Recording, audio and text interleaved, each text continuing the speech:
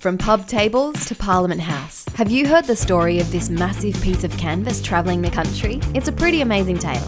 Early in 2025, a group of bushfire impacted folks came together to write an historic document declaring exactly how climate pollution has impacted us and what governments must do to contain the climate crisis. We put it all on a 2x2 metre canvas with the humble hope that a few people might sign it. We had no idea how many people would join us.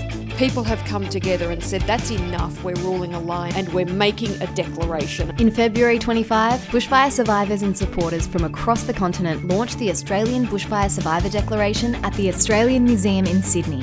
Julia Zamiro was there, SBS was there, and so was climate campaigner Maggie Baird.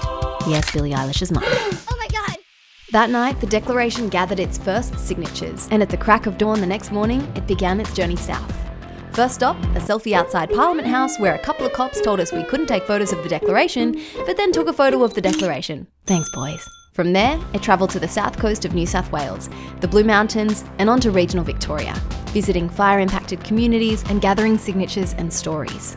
There were lots of tears, lots of laughter, even an elderly couple who refused a table and said they'd happily get down on their knees to sign it.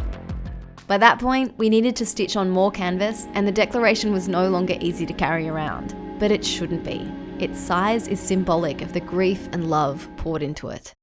In April, the declaration made a U-turn and headed up north. It was the lead up to the federal election, and candidates from all sides of politics were signing. Then came our day of action. While the declaration was having a well-earned cold one at the Tarthra pub and getting tickled by a few more permanent markers, our online community rallied behind its asks. Unite behind 1.5 degrees aligned climate targets. Stay the course on the rollout of Australia's renewable energy future. Commit to a phase out of polluting fossil fuels. Invest deeply in communities. And last but certainly not least, raise the money required to pay the escalating climate damage bill by making the big fossil fuel polluters pay.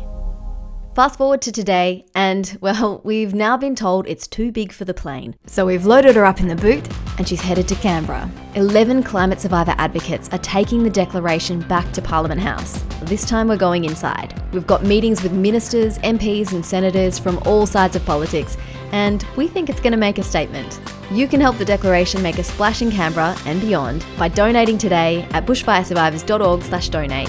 Help us keep the momentum and call for real climate action. And don't forget to follow us for the next part of the journey. Hi, Billie Eilish, if you're listening.